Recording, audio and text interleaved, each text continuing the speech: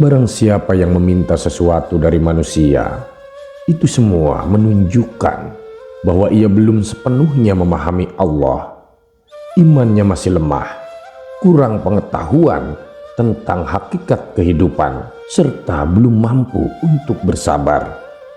Sebaliknya, barang siapa yang tidak meminta kepada manusia, itu adalah tanda bahwa ia benar-benar mengenal Allah yang Maha Kuasa serta memiliki iman yang kuat. Pengetahuannya tentang Allah semakin bertambah, begitu pula ketakwaan kepadanya. Orang yang seperti ini menyadari bahwa hanya kepada Allah segala permohonan patut ditunjukkan, karena dialah sumber segala kekuatan dan pertolongan.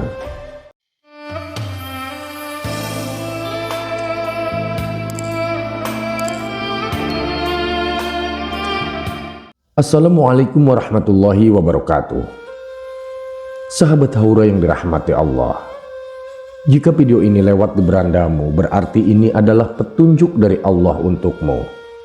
Setidaknya, luangkanlah waktu sejenak untuk menulis sholawat kepada Rasulullah di kolom komentar, sebagai tanda bukti akan kecintaan kita kepada Nabi Muhammad SAW.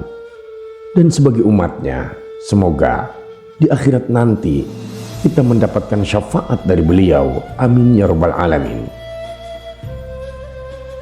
Sahabat Haura, pada kesempatan kali ini, mari kita renungkan sebuah nasihat indah tentang keadaan ruhani manusia yang dipaparkan dengan begitu epik oleh Sultanul Aulia Syekh Abdul Qadir Al-Jailani dalam kitab Futuhul Ghaib. Kita semua pasti pernah mengalami dua sisi kehidupan ini, yaitu bahagia dan duka. Saat duka menghampiri, kecemasan pun melanda, keluhan muncul, dan hati merasa tidak tenang. Tidak jarang kita terjerumus dalam kesalahan, bahkan menyekutukan Allah dengan menggantungkan harapan kepada makhluk dan hal-hal duniawi lainnya. Dan pada akhirnya dalam duka itu, iman kita diuji dan mungkin saja goyah, hingga membuat kita berada di ambang kekafiran. Namun di sisi lain, ketika bahagia datang, kita pun tak luput dari ujian. Kebahagiaan seringkali menyeret kita pada kerakusan dan hawa nafsu. Saat itulah kita lupa akan nikmat yang sudah kita miliki, menginginkan lebih banyak lagi, hingga tak lagi menghargai anugerah yang ada di depan mata kita. Kita terus meminta yang lebih baik, namun lupa bahwa hal itu bisa membawa kita ke dalam kesulitan yang tak berujung, baik di dunia maupun di akhirat nanti. Sebagaimana pepatah mengatakan, sesungguhnya siksaan paling pedih adalah bagi mereka yang mengejar sesuatu yang bukan miliknya. Artinya begini, jika kita terjebak dalam keinginan yang berlebihan, kita hanya akan berakhir dalam penderitaan. Ketika kesulitan datang, yang kita inginkan hanyalah kebebasan dari penderitaan tersebut, tanpa lagi mengingat nikmat yang telah diberikan Allah kepada kita. Tapi saat kebahagiaan datang, kita kembali lupa padanya, sombong dan tenggelam dalam dosa-dosa kita. Sahabat, seringkali Allah menguji kita dengan bencana dan kesulitan sebagai pengingat dan bentuk kasih sayangnya. Namun, jika kita tetap keras hati dan tidak mau berubah, maka keselamatan kita justru terletak dalam musibah dan kesulitan itu sendiri. Karena melalui musibah, kita dipaksa untuk merenungi dosa-dosa kita, agar kita terhindar dari hal-hal yang lebih buruk di kemudian hari.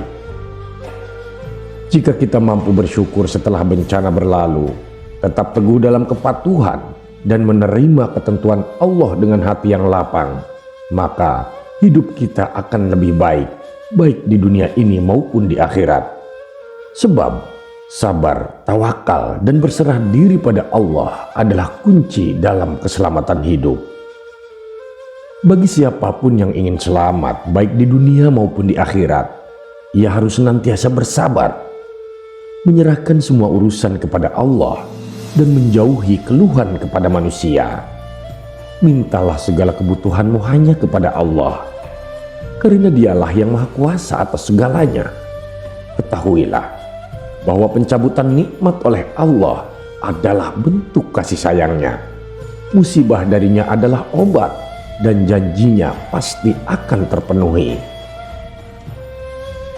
Sesungguhnya segala tindakan Allah itu baik, bijak, dan penuh hikmah, meski terkadang kita tidak bisa memahaminya. Sebagai hambanya, tugas kita adalah berpasrah dan mengabdi kepadanya dengan mentaati perintahnya dan menjauhi segala larangannya. Kita juga harus menerima ketetapannya dengan ikhlas, karena itulah sumber kekuatan kita sebagai hambanya. Sahabat Taura yang dirahmati Allah, dalam sebuah hadis yang diriwayatkan oleh Abdullah bin Abbas, Rasulullah Shallallahu Alaihi Wasallam bersabda, "Jagalah kewajiban-kewajiban terhadap Allah, maka Allah akan menjagamu. Jagalah kewajiban-kewajiban terhadap Allah, maka kau akan mendapatinya di depanmu." Ini adalah pengingat bagi kita semua bahwa pertolongan Allah selalu ada bagi hambanya yang taat. Ketika kita menghadapi cobaan, janganlah kita meminta bantuan kepada selainnya, sebab pena takdir sudah kering dan segala sesuatu yang akan terjadi telah dituliskan. Jika seluruh makhluk bersatu untuk memberimu sesuatu yang tidak ditetapkan olehnya, maka mereka tidak akan mampu memberikannya kepadamu.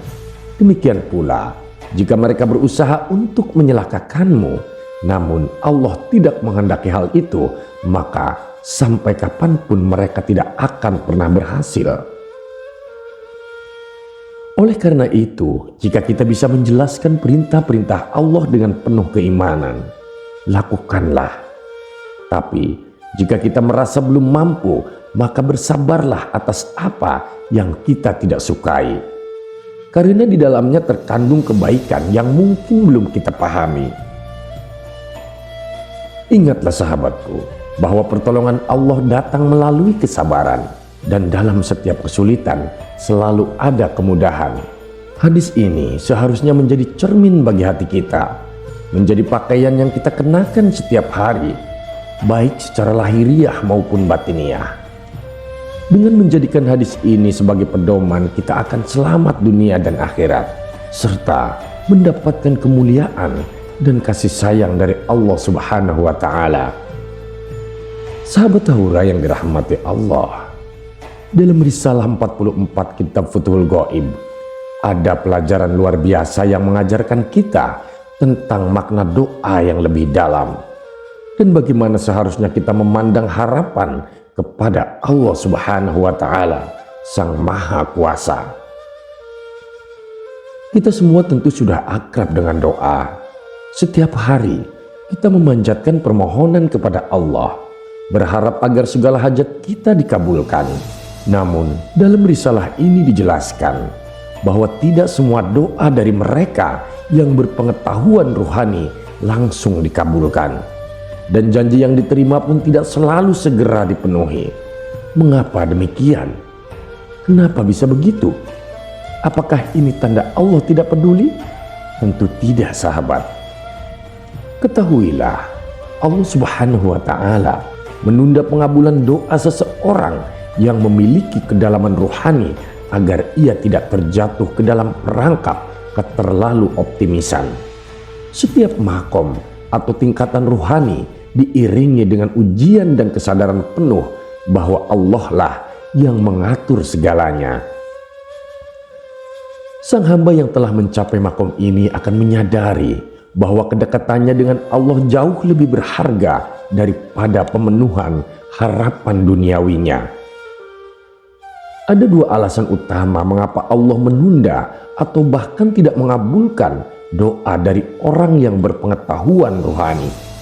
Yang pertama adalah agar sang hamba tidak terlalu hanyut dalam harapan dan khayalan yang tinggi, sehingga melupakan tujuan utamanya, yakni mendekat kepada Allah.